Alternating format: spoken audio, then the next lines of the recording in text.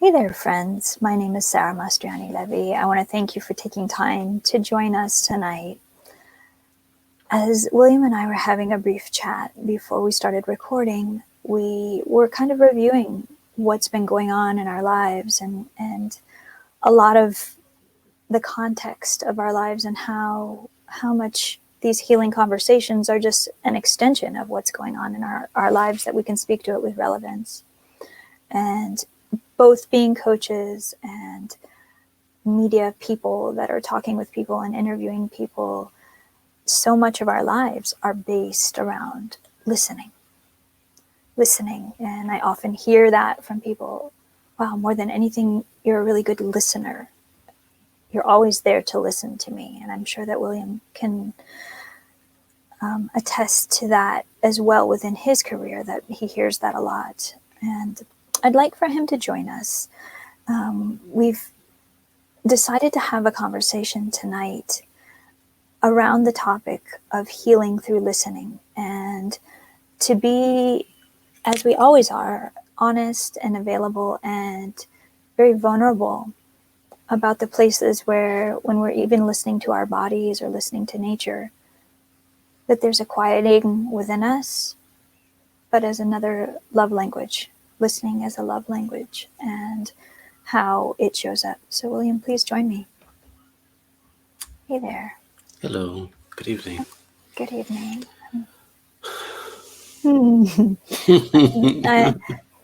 I'm glad that we chose to record this show, even though, there's a lot of different things that are going on in our own lives, and a lot of different emotions that came up as we discussed situations that we encounter on a regular basis, but also, sometimes to be able to say, hey, I'm really struggling.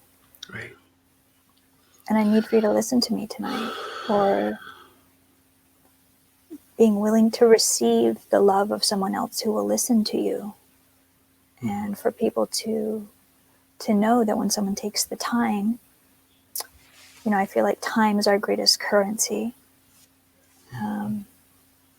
And when you give someone your time to listen, and you sit with them and you hold space, and you hold space for their process, you're not just a target, you're giving an offering. It's an exchange.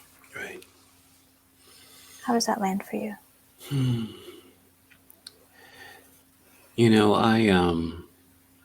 I remember a number of years ago, I would pride myself of I guess really listening to people, being there for people, and almost to the point that I didn't honor my calendar because I was always late to my next appointment, because it was like, because I am listening to you, because I am with you, I would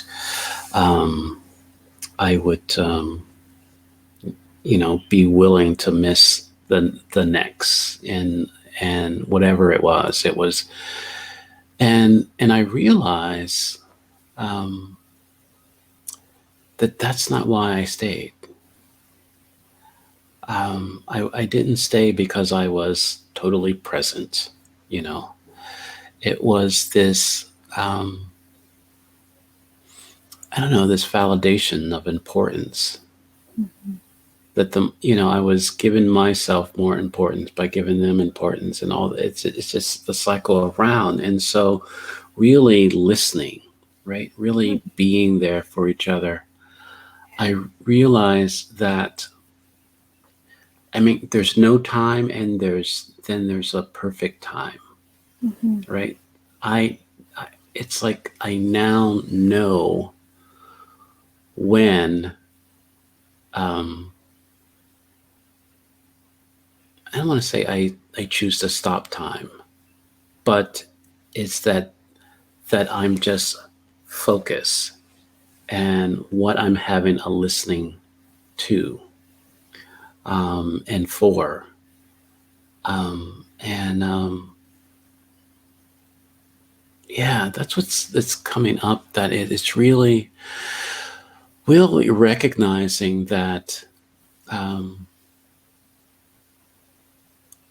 there are many there are many people in my life that I say that are important, from, from coaching, and from family, that I want to have a listening for.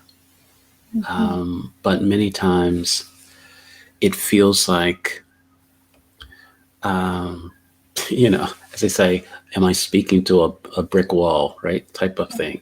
Yeah. That I'm just allowing the vibrations of whatever's happening for them to just bounce off me with no with no connection. One, mainly to protect myself. I know about this. Yes, I know about this phenomenon that there are people that it's easy to listen to, and there are people that when you listen, they expect you to take action in a way just because you've listened, that their validation of you listening is you taking action according to what they've asked you to do. Right. And they're not really interested in you processing something with them. I feel like so frequently that's a family issue, Right. and probably why they say you probably shouldn't coach your family, or Right. yeah, there's a lot of different things that show up around that, about boundary work, as you were talking about, also about like validating yourself by staying on the call longer so that they need you and you were there for them. Great. And yet, by not setting a boundary, you were like, I'm available for whatever you need Right. endlessly. And Right. that's pouring from an empty cup. That's not the Right. spillover saucer stuff. I mean, that's crazy emptying out. And also, that's not me criticizing you. That's me recognizing that in me. Right. Oh, absolutely. I didn't feel that at all. I mean, Mm-hmm. it's to the point that I question when people say that I'm a good listener, right?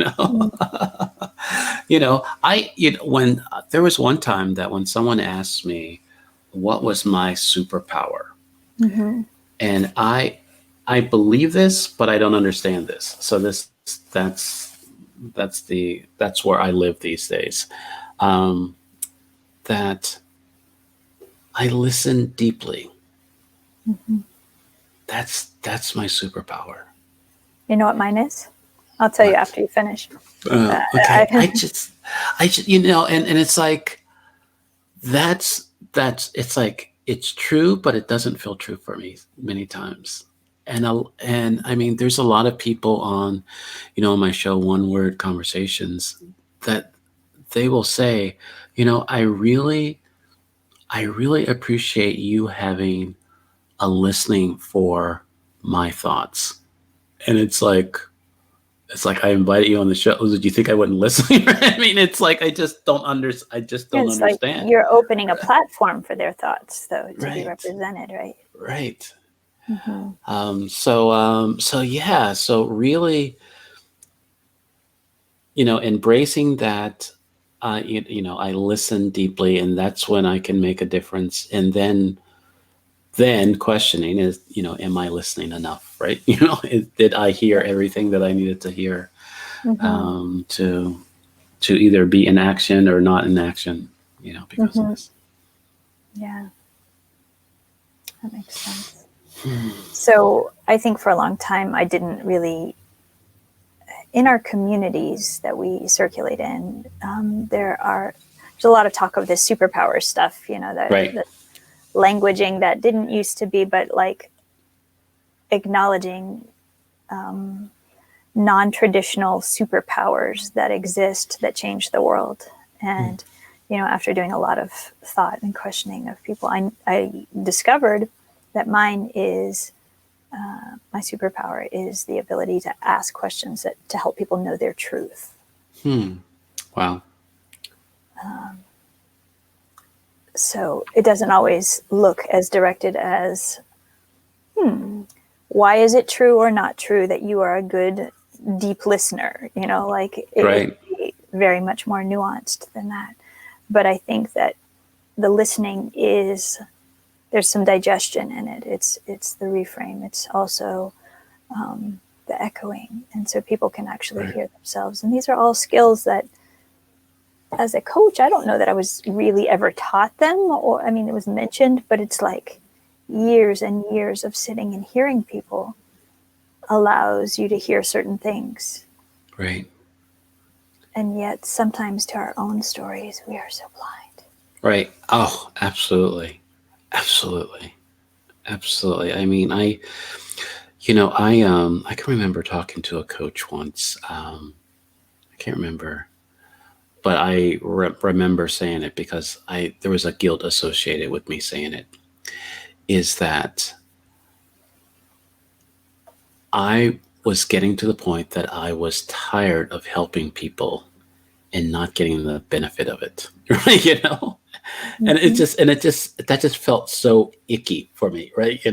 It is like I'm like doing this deep listening, opening people up and kind of really kind of seeing people's lives transform in front of me. And it's like, what about me? Right. Yeah. Why do I still have to deal with this nonsense? Right. In personal relationships, I find that it shows up for me as give, because I love Right. to give. Right. And then resentment, Right. because why did you not honor and value how much I've given and put towards this? Right. And then like serious distancing. Right. Right. Which It's is like, unhealthy, right? I can see my unhealthy pattern. yeah, it's like that's, it's the feeling of, I don't know if this was like a movie or something, but it's like, thank you very much, and just kind of just and go. It's like, whoa, wait a second. Are you not going to acknowledge that this, gold, the time, the effort, the currency, and all of this, and it is just, yeah, and that you look, I shared something that I watched a movie this weekend about happiness, and there was one scene about listening is loving, and it is. I got emotional when I heard that in the movie, and I think mainly because that. The only way that we can experience the love, right, in its totality, right, is by exposure. And I think for me, there's a lot of things that I expose myself to by listening, and listening on a level that people don't even understand that they're speaking at. You understand what I mean? Mm-hmm. And so being able to hear that sentence of like, I don't know why this is coming out of me. I never would tell anybody this. right, yeah. And Mm-hmm. it's like I have this thing, and it's like, and I don't know, like I said, I don't know if the way I tilt my head or the way I look or something that just kind of opens things up for people, but it is that, I guess, when you have that soul or heart connection with when someone is speaking, and it gives them access to themselves in that moment. And I look, there are some times that I feel that we as I don't want to say we as humans. I don't know. This is what I call a download right now. I say this on my show. It's something that's coming to me. I have no idea what the hell it means, and it comes out of my mouth. So good luck with understanding it. It is like the reason why that we don't stay aware of ourselves, right? We don't stay fully connected to our souls, is the gravity of it, the weight of it, the bigness of it, that it's so connected from our reality of what I call this important petty life that we live, right? you know, it is just like, this is so important and not important Mm-hmm. in the grand scheme. And so you like, I think we give people access to themselves on a level that, shit, the Mm-hmm. only person that I will feel comfortable with being this authentic self, my genuine self, is you. Because outside of this, I can't maintain this. Right. That level of vulnerability, because Right. they're wide open, and Right. how do we cage our hearts so well? Right. I mean, we've become masters of that, and whoop, the walls are down. Whoops, it got to head out. Up they go Right. again, and just this very detached, non-present, going through the motions lifestyle of survival. Right. It's kind of, I have said this with, the conversation around disconnect to connect, that um, that we are never truly disconnected, Mm-hmm. but we do things to kind of trick ourselves to believe that we are. So we, I don't know, so we can manage it, or something. So that's why we ghost people when we do like really crazy shit, right?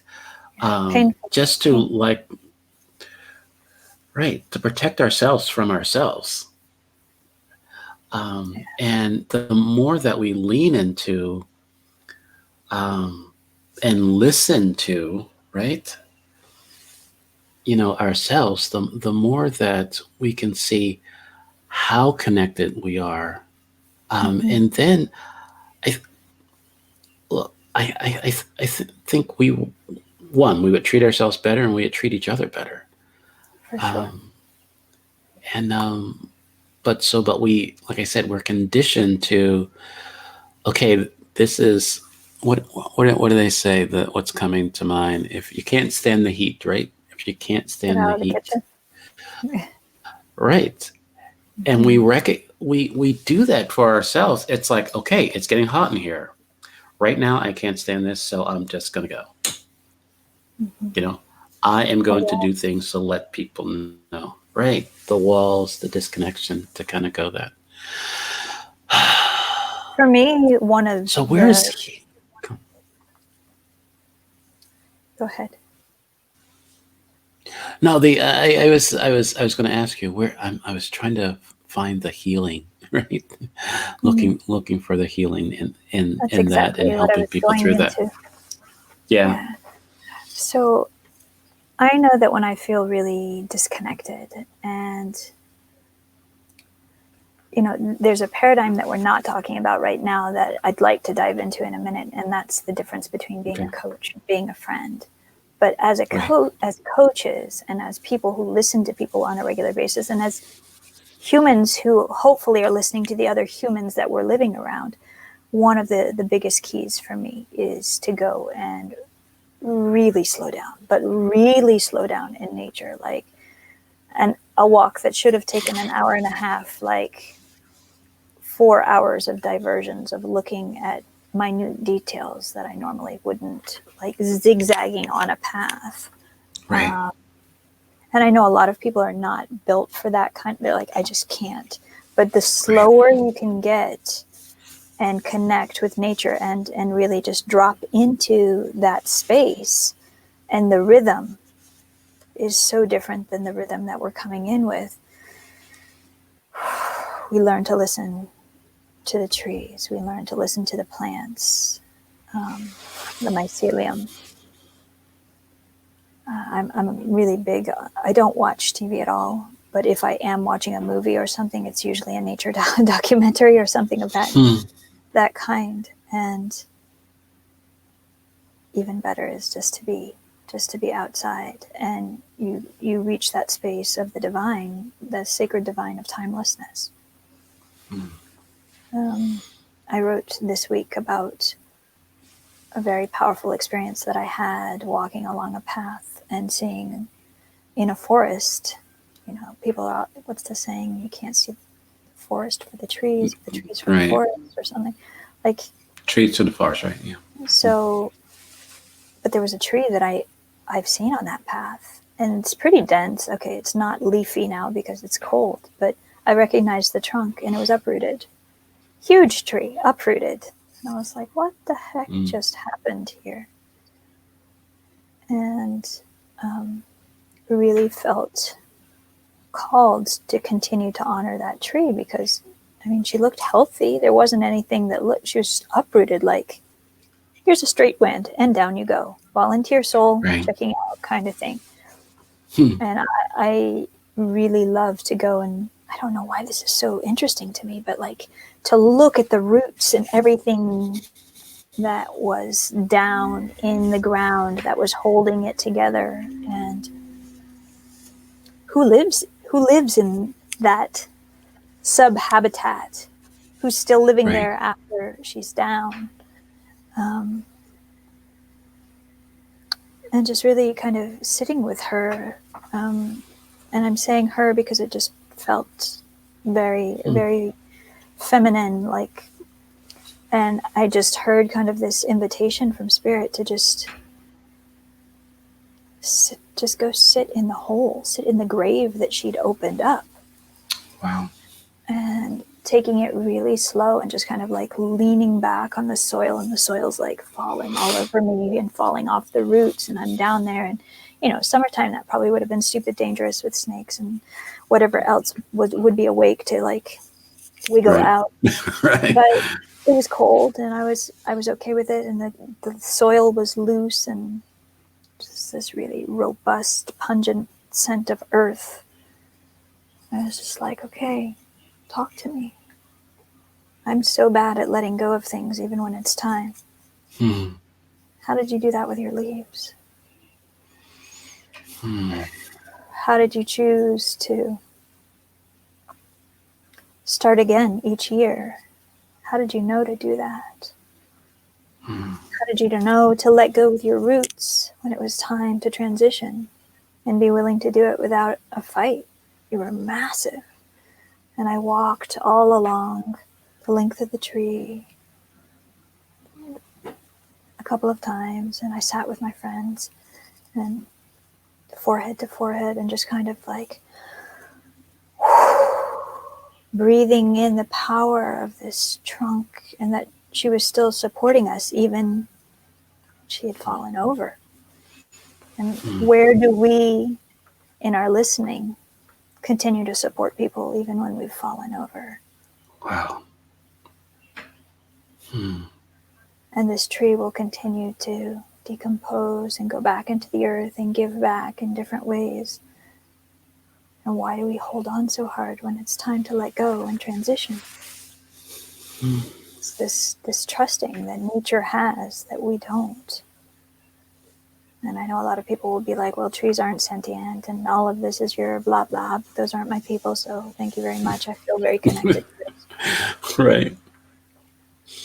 I just feel like there's so many lessons in nature that can hold us, that we can sit even in the grave of the difficulty of something that's past and still feel nurtured and still feel heard, that the rhythm of our breath somehow matters.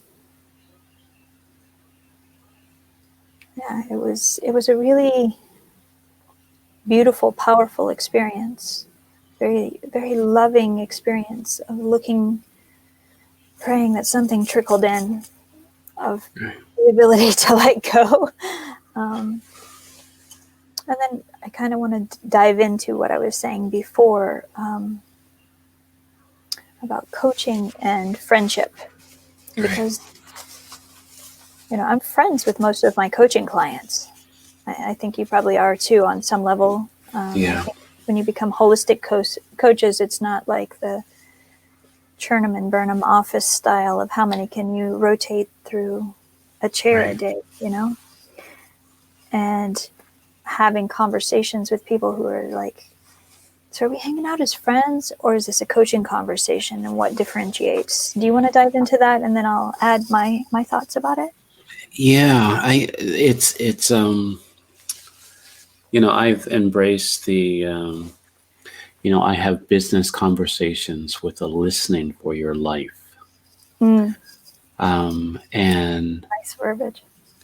and it's that verbiage came out of a lot of pain for me, right? Because there was so much about my life that I had no listening for, that I just needed to show up in my work. I just Mhm. needed to continue to do things. And so within that context of talking to, my clients, I really hear what's going on in their life. What's not just what's keeping them up, um, but causing, breakdowns, causing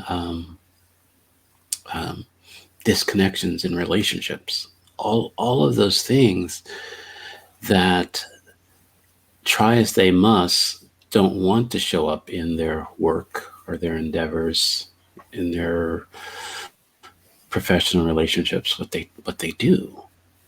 And so when you're speaking with people on that level, and helping them have this integration, and basically being aware of themselves, you get, like you were saying before, that, hey, I've never said this to anyone before. So, and the only person that I said anything close to this is, a dear friend. So I guess you're a dear friend too, right? Just that Mhm. you just get that label because of, Vulnerability is. right. Mhm. And it's like I am your friend and I'm not your friend, right? And wondering when, the billable hours stop and the friendship starts. And it's like there's a part of me that just doesn't want to, um,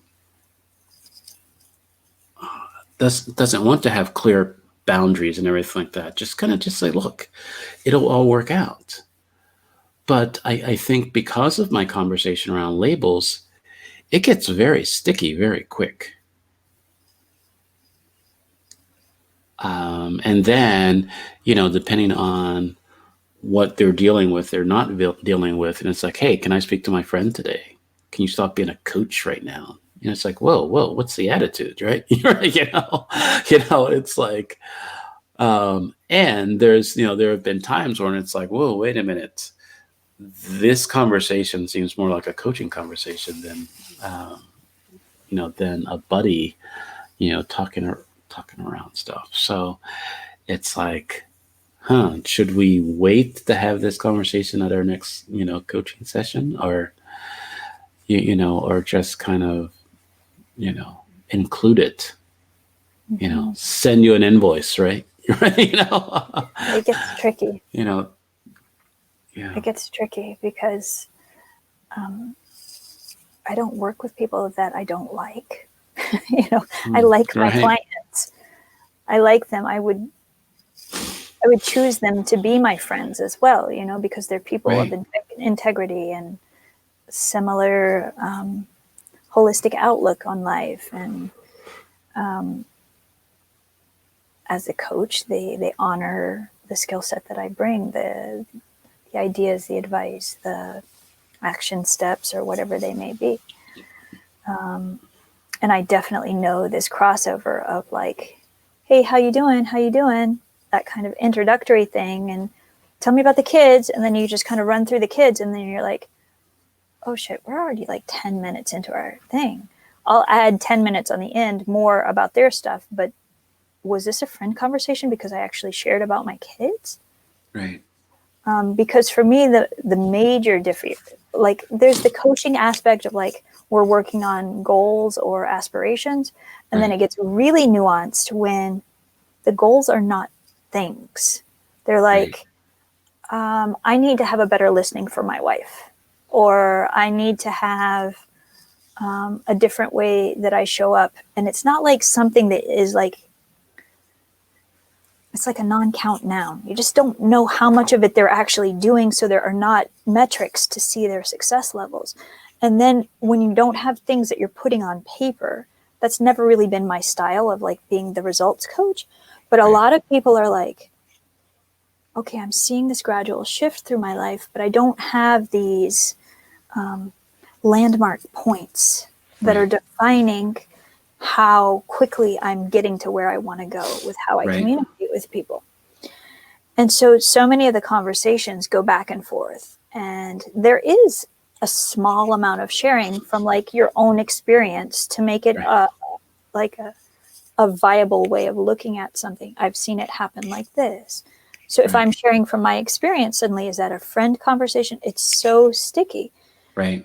And so for me, a lot of it has, pre-COVID, it was like, oh, if we go out and we talk at a music venue, that's obviously not a coaching conversation if we're having dinner. But what if you're meeting at a coffee shop because they don't have an office there, or it's a midway point, location?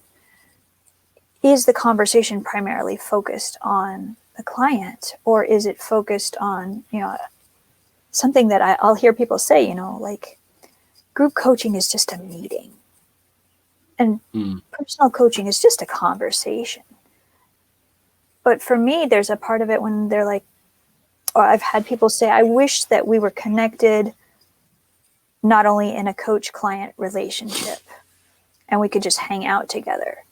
And I was like, well, we kind of did before COVID, but not so much now. But the difference now is when we have a coaching conversation, besides the fact that it's on the calendar,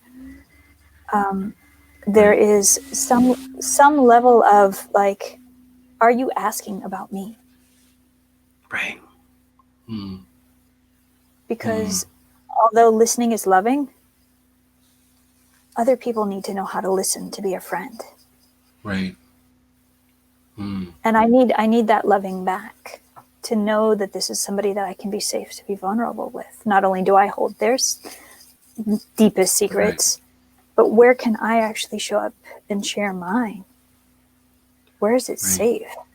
And so I think a lot of coaches encounter this difficulty of like, if we never entered a paid relationship, there's no problem. The problem only comes when you've had this listening coaching relationship, and then oh, I want to hear about you. Like, oh, can you tell me on the way out the door? And it's kind of confusing. Right.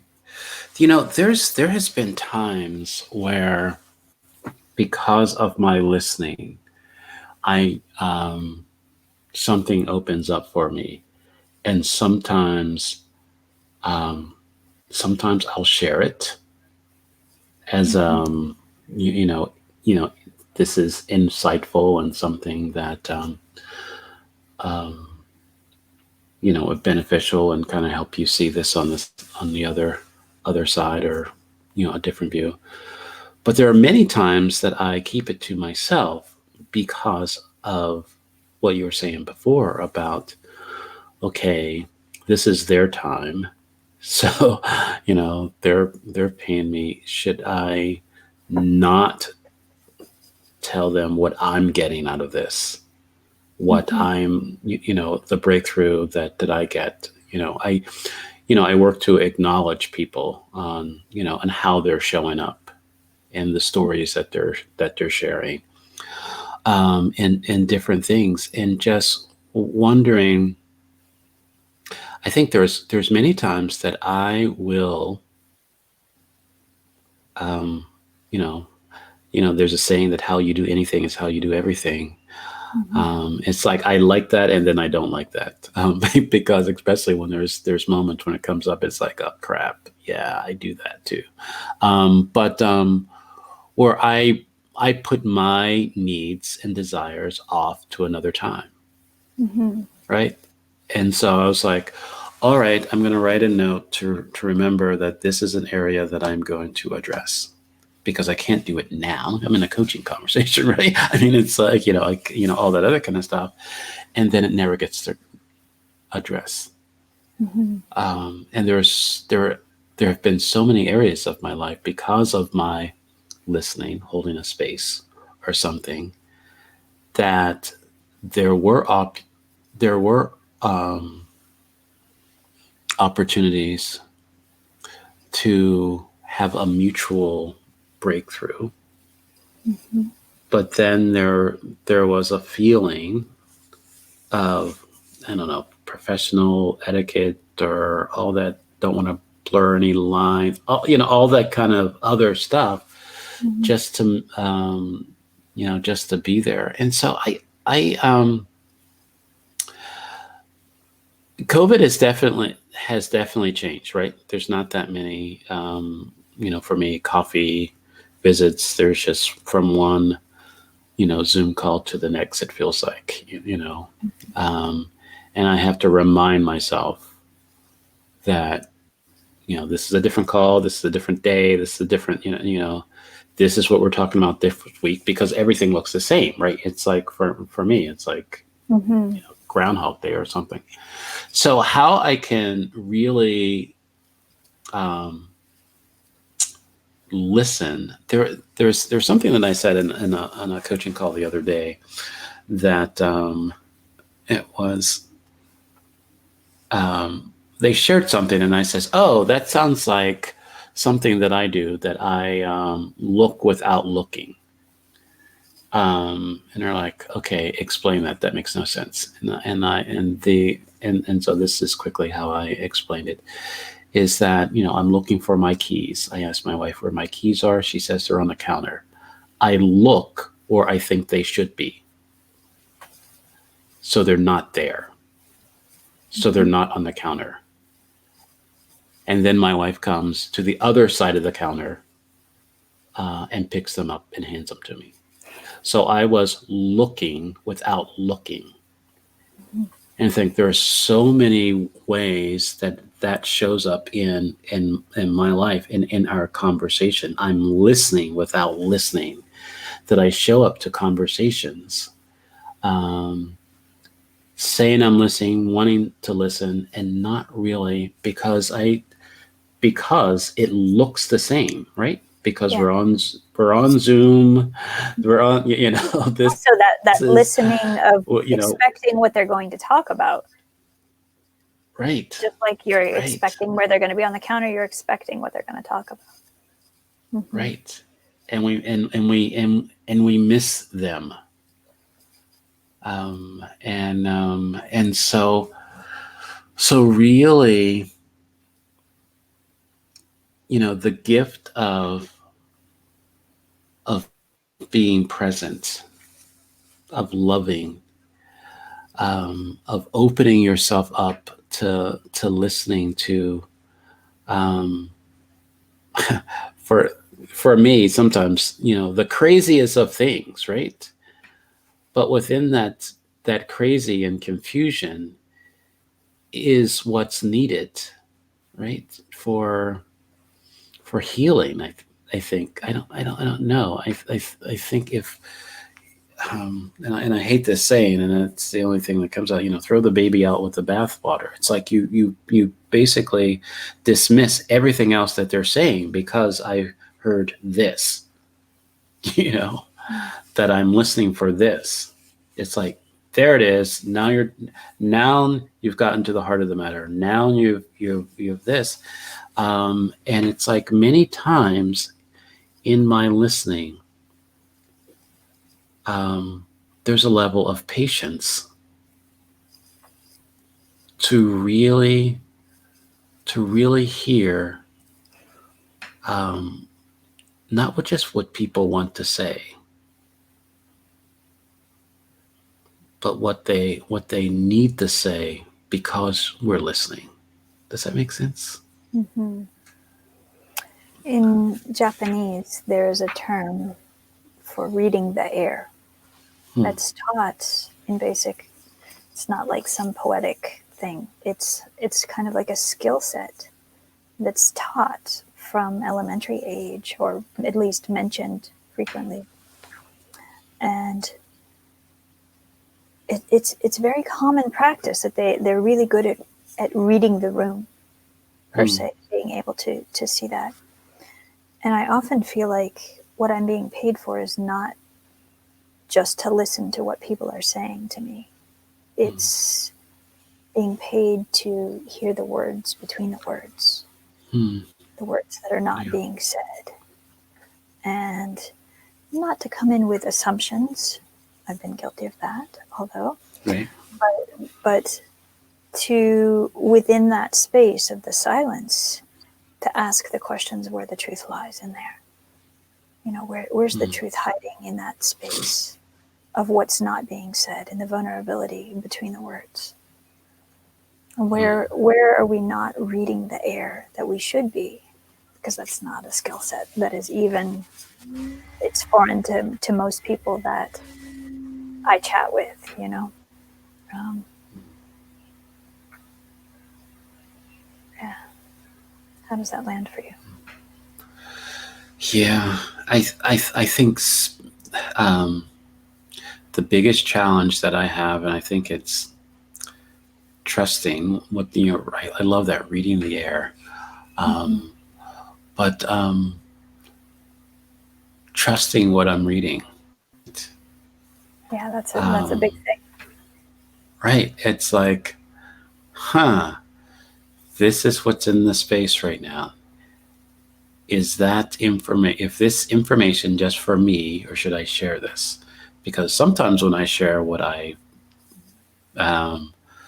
reading in the air, there's this big denial, and I can't believe, and now you've put it there because you've mentioned it, right? Right. Type of thing. And it's like, all right. So then there are some times when I don't say anything, and then it's like, oh, I could have reduced this stress, or I could have, there's something I could have done if I would have just said something that I, that I felt, that I heard, and so, it's that decision, the decisions that we get to make after we listen. Triggers. I find that when you bring something up because it's unclear, or it seems that this is what I'm hearing, or is there something here to this, when there's nothing to that, people are like, no, that doesn't resonate. But when they're like, no, why would you think that? And just like, in your face, there is something there. And when they start reverse psychology, why would you put that in the room? And maybe you actually feel that. Right. And then you're like, oh, wait a minute, something, step back. Right. I'm thinking about all the places that I'm able to see things in other people. Right. That I can't see in my own situations. Right. That are red flags. And, one of the favorite things that people throw around so often in conversations is you're projecting. Right. And sometimes we all are. Right. But also sometimes it's just like, I think I really did observe something here. Right. Just I notice how frequently I am in denial because I want the air to look a little different than how it looks. Right. I want people to love the way I do and listen the way I do. Yeah, I think that's where November, maybe late October and November, I was, the big question that I had is, finding the difference between a reflection and a projection.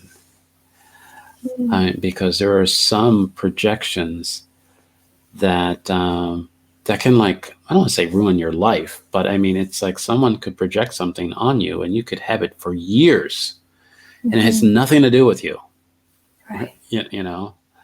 And so how can we acknowledge the input, right? Reflection or projection?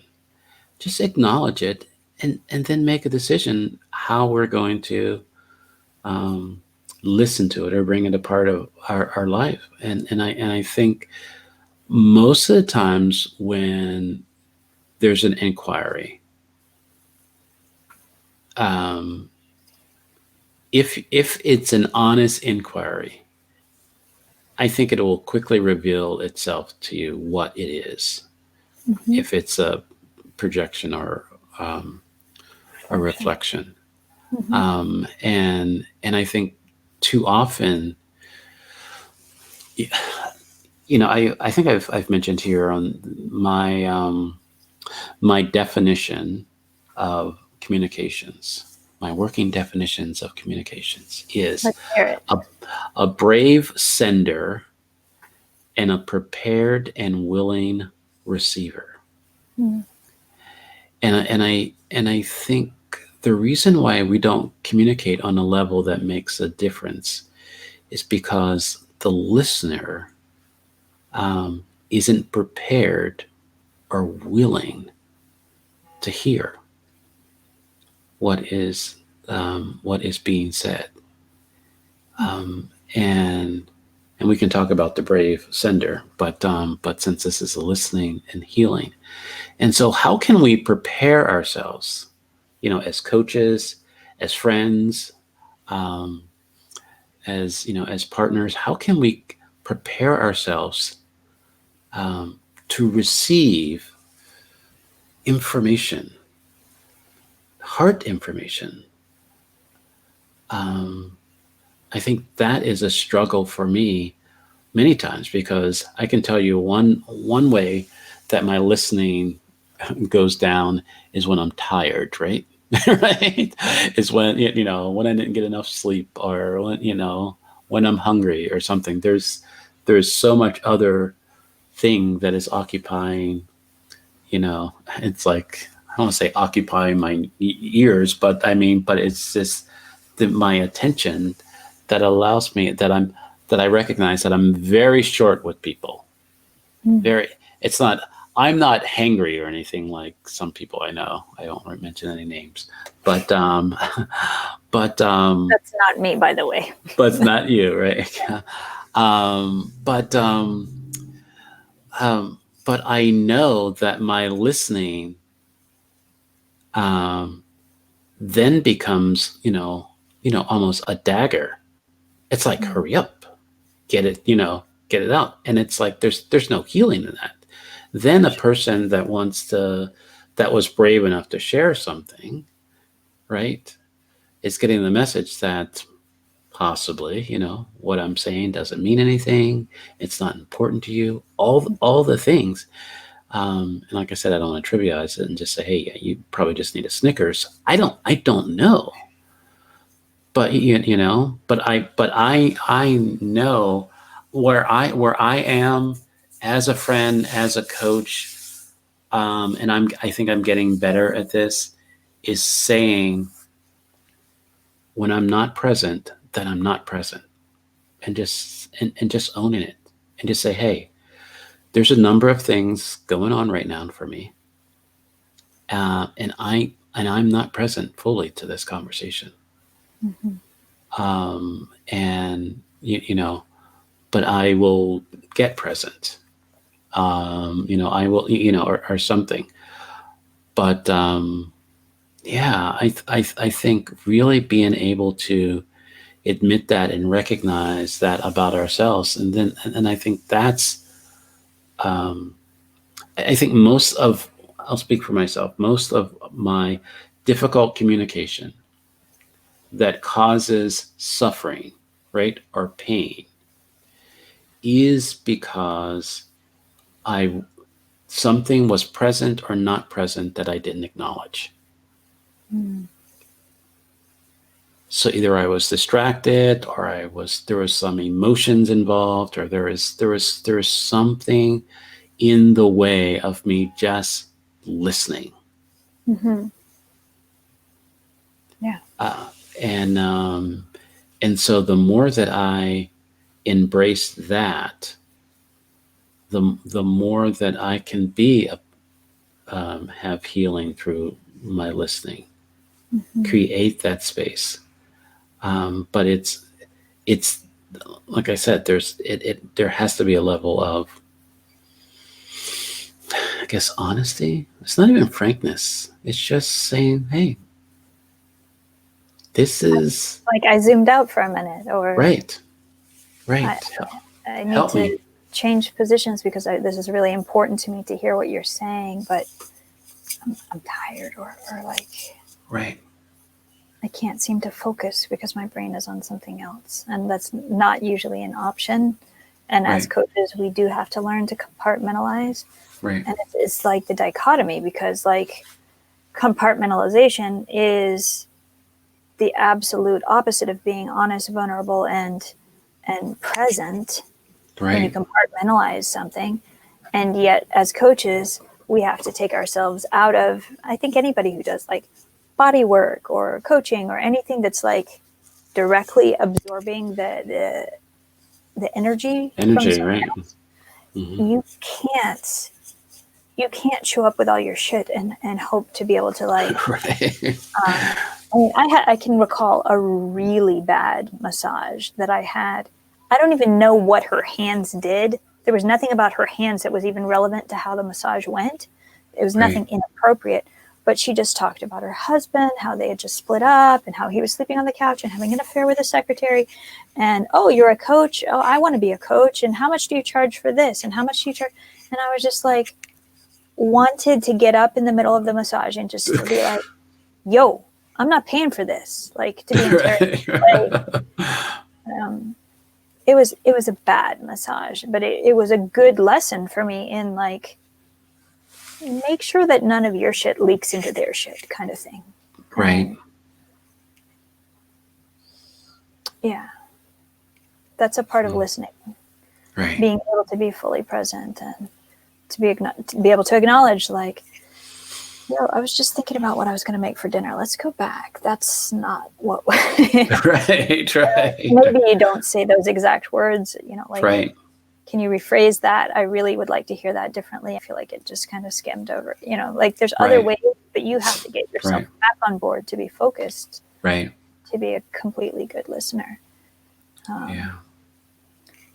Just interesting dynamics that show up, and the way we maintain things professionally, but also like, I don't know if you've had it, but I've had coaching sessions where clients have gotten emotional and I've gotten emotional with them. Mm-hmm.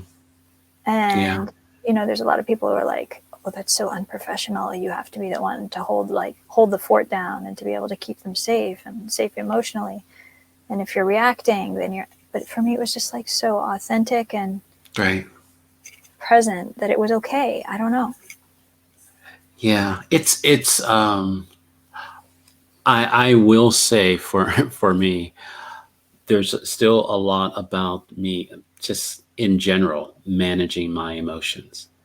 And Mm-hmm. so when there has been moments where you could just feel the, I guess the energy and the release, and it comes out in, tears or just, breathing, helping, I don't think he was having a panic attack, but I had, I, it was like one of those moments where I didn't know what to say, but I knew what to say. And it's like, okay, I'm going to need you to concentrate on your breathing right now. Right. I'm going to, and it was just like, and, and he just calmed himself down, because it's like he had to face himself, and I'm sure even in that moment, I was scared out of my mind. I was like, what the, you're home alone. I'm on Zoom hundreds of miles away, and you're working yourself up to pass out, right? Like, who's our Right, emergency contact here? Like, this gets scary. right. Mm-hmm. And so, so it's like, how can I be professional and be with this person? Say, Mm-hmm. during that time. So like I said, I haven't shared that story before, so it's like, so maybe the coaches will call in and says, yeah, that was unprofessional, and all that kind of No, I stuff. mean, if somebody's having a But panic attack, you have to like really right, right, talk them down to the point where right, they're able to be safe. right. And so, it's so it, so yeah. I just think the more that I think that's the value, and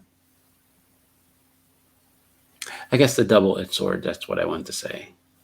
Is that the valuable nature to us being coaches, and some things that people don't value, because I think that, well, as my friend, you would do, you would say, right, um, the things that you'll care, and I think in some cases that has been a money block for me.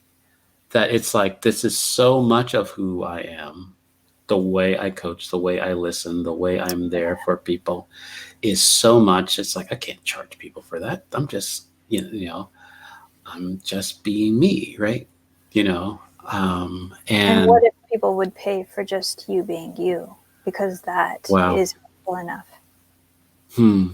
wow, that's a whole nother healing conversation right there.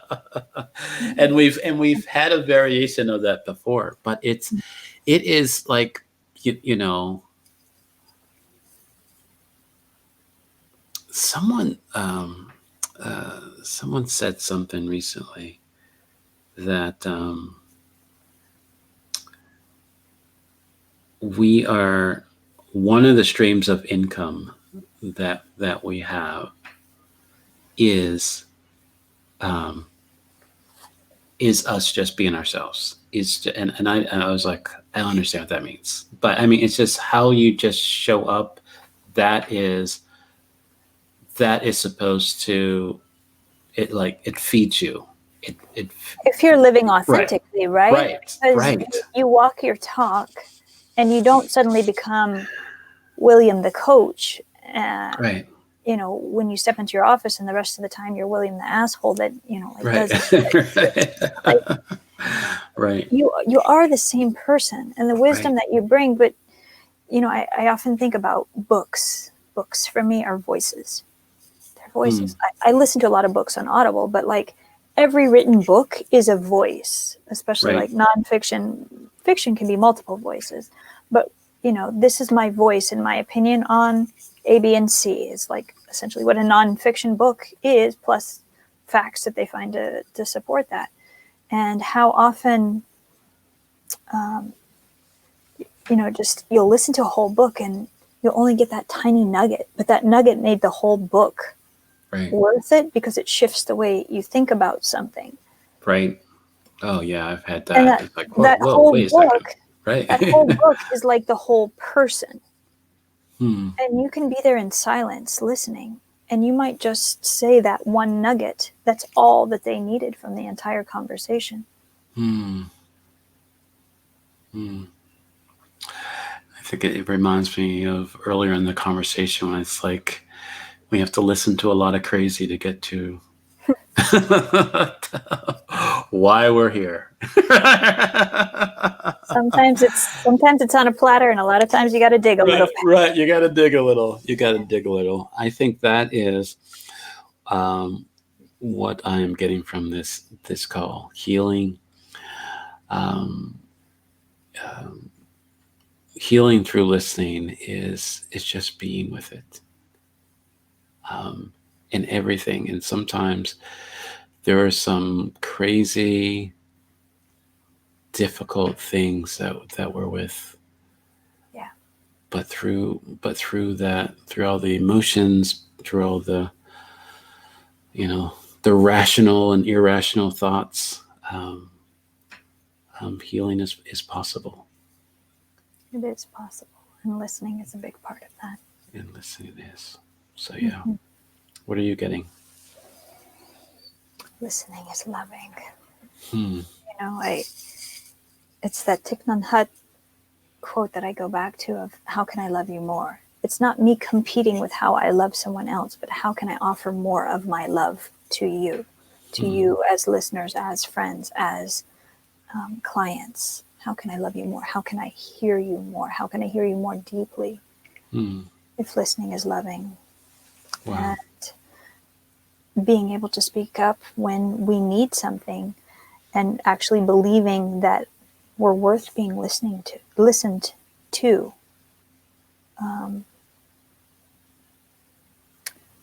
What was it? You said that you felt that you weren't lovable, and that when you wanted to offer love, love wasn't accepted. Yeah. I have felt that so much, that when I want to offer love, whether it's through listening or through being present or through giving in different ways, that it wasn't accepted. And that really, really hurts. That really hurts, to love someone so much and for them not to even be able to fathom how much love you want to give them. Great. Yeah.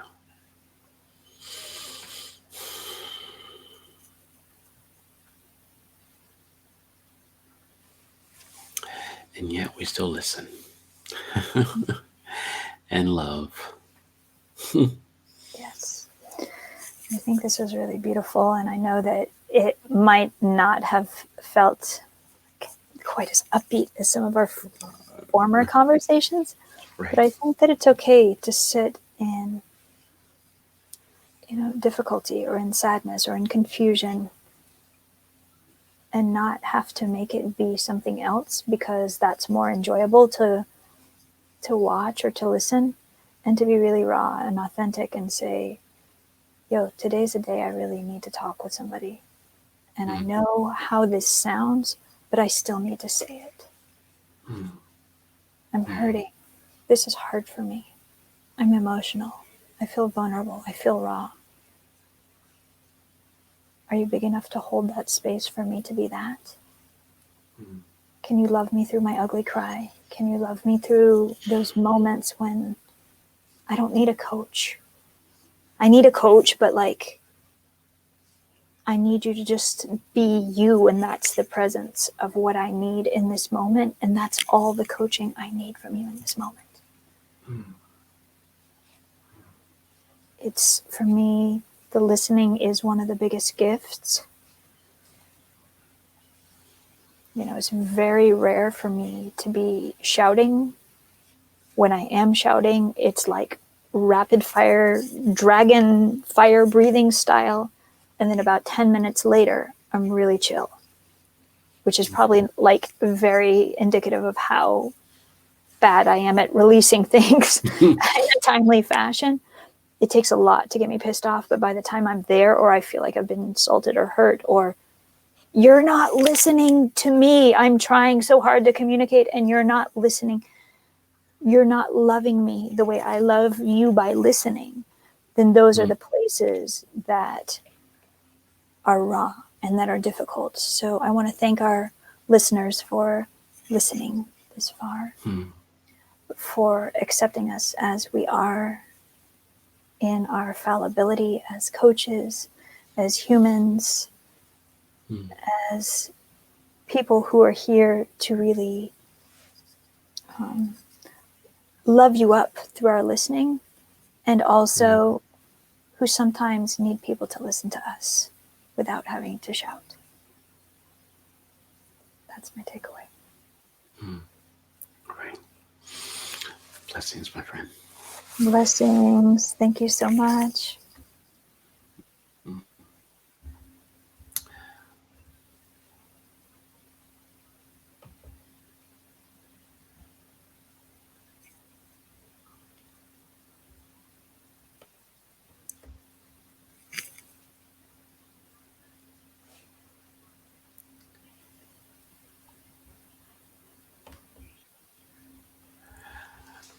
Looks like I'm going to have to do some editing at the end because I'm hitting it and it's not going off.